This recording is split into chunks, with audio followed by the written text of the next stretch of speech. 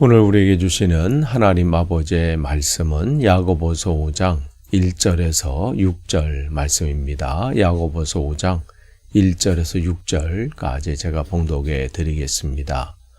부자들은 들으십시오. 여러분에게 닥쳐올 비참한 일들을 생각하고 울며 부르짖으십시오. 여러분의 재물은 썩고 여러분의 옷들은 좀 먹었습니다. 여러분의 금과 은은 녹이 쓸었으니 그 녹은 장차 여러분을 고발할 증거가 될 것이요. 불과 같이 여러분의 살을 먹을 것입니다. 여러분은 세상 마지막 날에도 재물을 쌓았습니다. 보십시오. 여러분의 밭에서 곡식을 뺀 일꾼들에게 주지 않고 가로챈 품삯이 소리를 지르고 있습니다. 그래서 그 일꾼들의 아우성 소리가 전능하신 주님의 귀에 들어갔습니다. 여러분은 이 땅 위에서 사치와 쾌락을 누렸으며 살육의 날에 마음을 살찌게 하였습니다. 여러분은 의인을 정죄하고 죽였지만 그는 여러분에게 대항하지 않았습니다. 아멘. 오늘 또 우리가 계속해서 야고보서 말씀을 나눕니다. 오늘 5장 말씀이에요. 5장.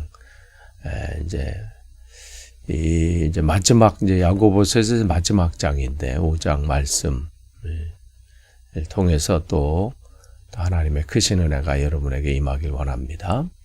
또 5장은 이렇게 시작하고 있어요. 부자들은 들으십시오. 근데 오늘 1절서부터 6절까지 내용을 보면 그 부자들이 하나님 보시기에 얼마나 악한 일을 했는지 보여주고 있어요. 그러니까 지금 야고보가 교회에 편지를 보내고 있는데 여기서 부자들이라고 하는 것은 일단 작게는 교회 안에 있는 부자들을 얘기하는 거죠. 그러니까 그들이 내용을 봤을 때 그들이 벌어들인 돈이 정직하지 않은 돈이었던 것 같아요. 만약에 회사로 따진다면 회사 직원들에게 줘야 될 그 월급이라고 하는 것, 월급을 제대로 주지 않은 것이죠. 제대로 지급하지 않고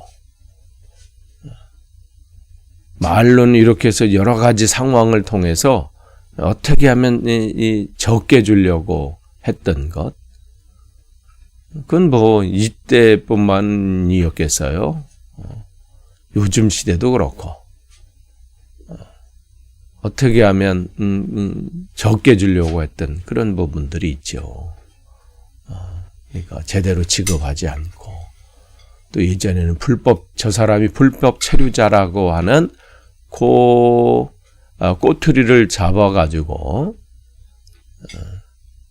그런 부분들이 비일비재했던 또 시대가 있었습니다. 그러니까 그들이 지금 여기서 말하고 있는 부자들을 주님께서 말씀하시면서 부자 자체가 잘못됐다는 게 아니에요. 근데 그 부유함을 어떻게 모았느냐, 이 부분을 주님은 관심을 갖고 계세요. 그러니까 과정이죠.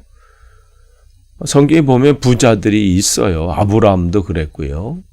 우리가 잘 아는 욥도 그렇죠. 그런데 그들은 그 얻어진 그 부를 제대로 사용했기 때문에 그들에게는 그 부유함이 문제가 되질 않아요.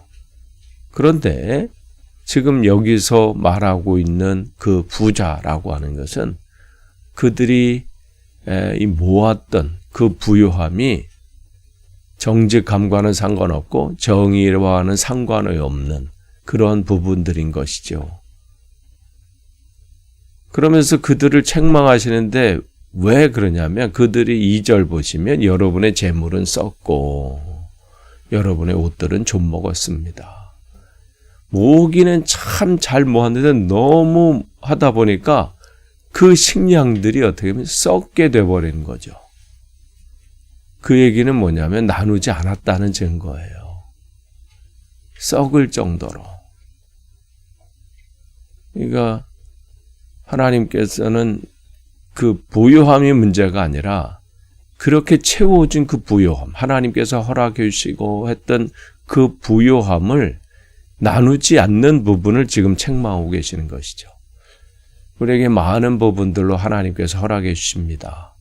어떤 사람에게는 다양한 재능을 통해서 그에게 부어주시는 은혜들이 있어요. 그게 지식일 수도 있고 지혜일 수 있고 뭐 건강일 수도 있고 또 여러 가지 다양한 하나님께서 우리에게 부어주시는 재능들이 있어요. 돈도 뭐 재능일 수도 있겠지요. 근데 뭔가를 우리에게 많이 허락하셨을 때는 그것을 나 혼자 누리고 내 것이다 이걸로 하는 것이 아니라 나누라고 주시는 거예요. 근데 지금 여기에 지금 야고보가 편지를 보내고 있는 이 시대에 이 교회들에 있는 부자들은 많은 사람들이 그것을 나누지 않고 내 것으로 내가 누리는 것으로 여기 옷도 좀 먹었다. 얼마나 옷이 많았으면 그 옷이 이 상하는 것 그런 것조차도 모를 정도로 그렇게 돼 버렸다는 것이죠. 그 당시의 옷은 이 시대의 옷은 굉장히 중요한 재산 가치 중에 하나입니다.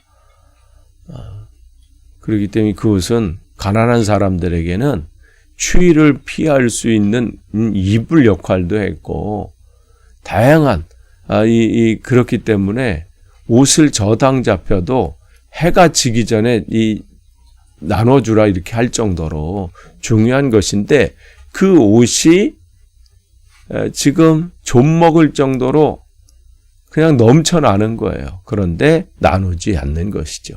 3절을 보세요. 금과 은도 녹슬대요. 사실 금과 은이 녹슬질 않죠. 그런데 여기서 상징적인 의미를 얘기하는 거예요. 그만큼 그 중요한 그것을 나누지 않고 그런 상태가 돼버린 거예요.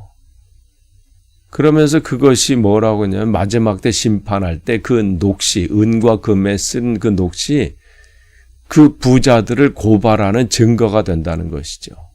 그 말씀을 지금 상징적으로 말씀하고 계세요. 나누지 않는 삶, 자기만을 위한 삶, 그 부분을 말씀하시고죠. 그러면서 여러분은 세상 마지막 날에도 재물을 쌓습니다. 즉, 죽음 앞에, 하나님 앞에 서는 그 마지막까지도 그것을 나누지도 못하고 그 앞에서 벌벌벌 떨면서 끝까지 어떻게 한 푼이라도 더 모아서 그 부분을 지금 말하고 있습니다. 우리가 하나님 앞에 어떠한 존재여야 되는지, 하나님께서 나에게 왜 이러한 복을 허락하셨는지, 이 많은 것을 내게 허락하신 이유가 뭔지, 그 부분을 놓치고 있는 것이죠. 4절 보면 더 가관입니다. 그러니까 하나하나가 지금 나누지도 않죠. 그 나누지 않는 그 모든 것이 그에게는 하나님의 책망으로 지금 하늘에 쌓아지고 있고 결국 그 심판을 이제 앞에 분명하게 서게 된다는 것이죠. 그러면서 여기 분명하게 그의 삶 속에서 구체적인 내용을 말씀해 주셔요. 여러분의 밭에서 곡식을 벤 일꾼들에게 주지 않는 그 품삯, 정해진 품삯이 있잖아요. 우리가 예수님의 비유를 통해서도 포도원의 비유해서 하루 이렇게 한 데나리온 이렇게 정해놓은 그 품삯들이 있다는 거죠. 그러면 약속한 바가 있다면 그 약속한 대로 그 품삯을 지불해야 되는데 이 핑계 저 핑계 뭐 이런 이유 저런 이유를 대면서 그 품삯을 주지 않고 그러한 일들이 있었다는 거예요.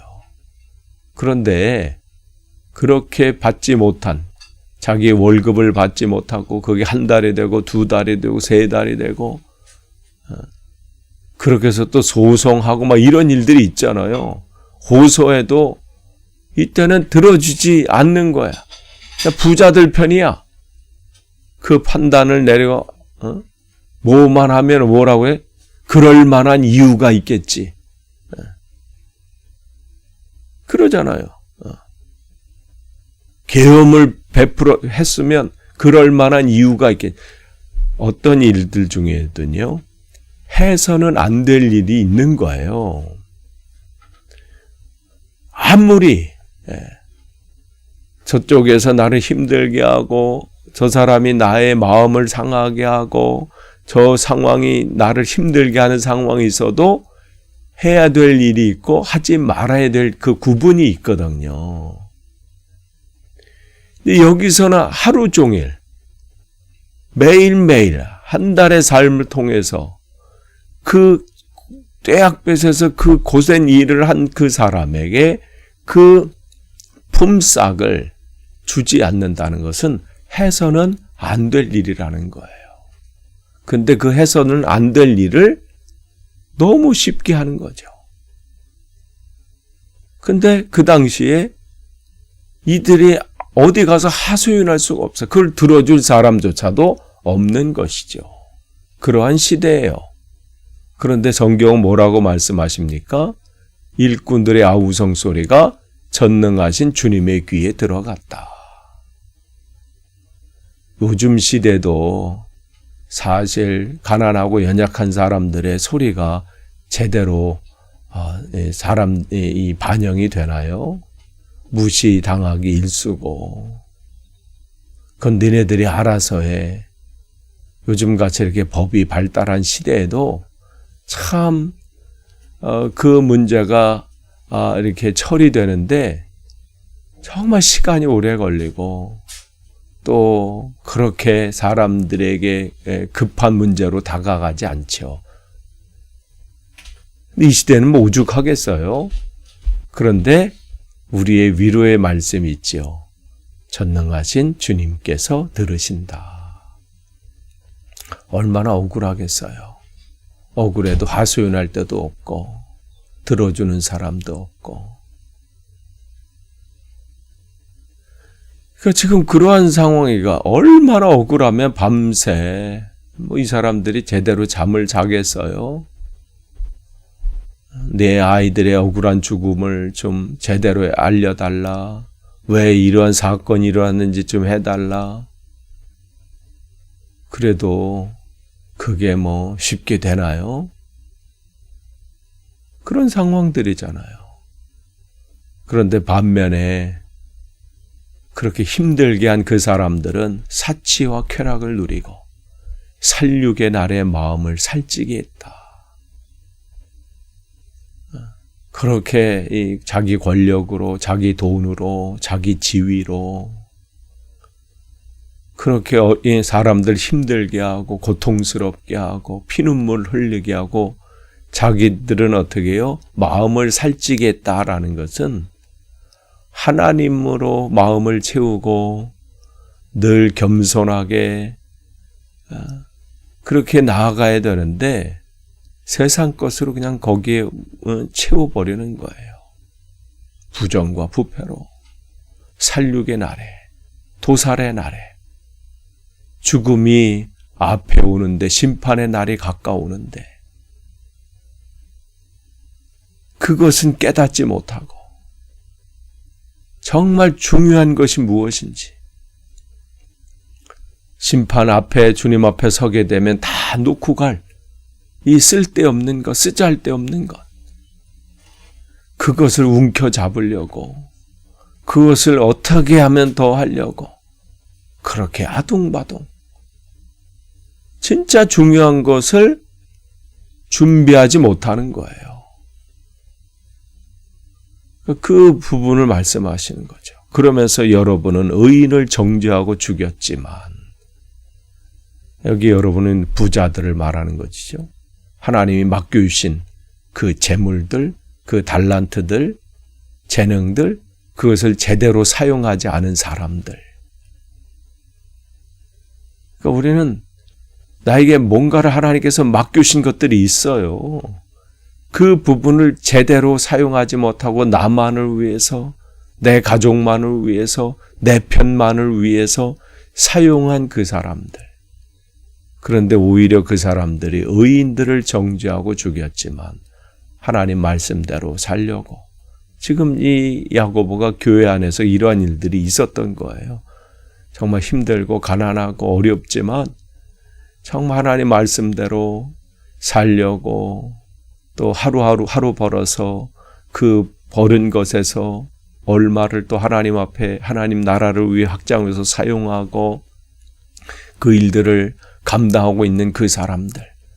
그런데 월급을 제대로 못 받고 또 하루 품삯을 제대로 못 받으니 얼마나 더 힘들겠어요. 하나님의 일들을 감당해야 될 부분들이 있고 또 자기들이 해야 될 일들이 있는데 그걸 감당하지 못하니까 너무 괴로운 것이죠.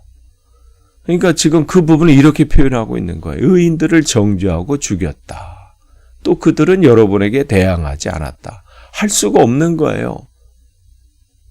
그럼 내일 또 그 일이 나에게 주어지지 않기 때문에 바로 그 일자리에서 쫓겨날 수밖에 없기 때문에 또 함부로 또 대항하지 못하죠.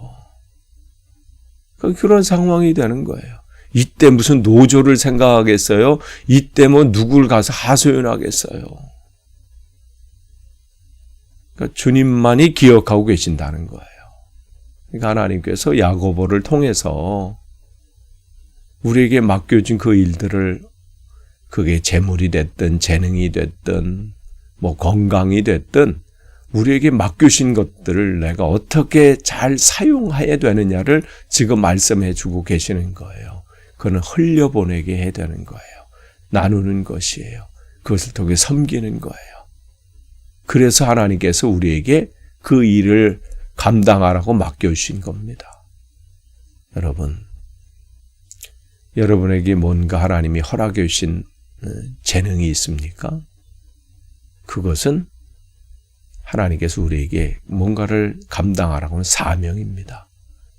여러분 잘 오늘도 감당하셔서 하나님 앞에 책망받는 사람이 아니라 심판 앞에서 여러분 칭찬받는 착하고 충성된 종아, 내가 작은 일에 충성하였음에 내가 큰 것을 내게 맡긴다. 내 잔치자리에 참여해라.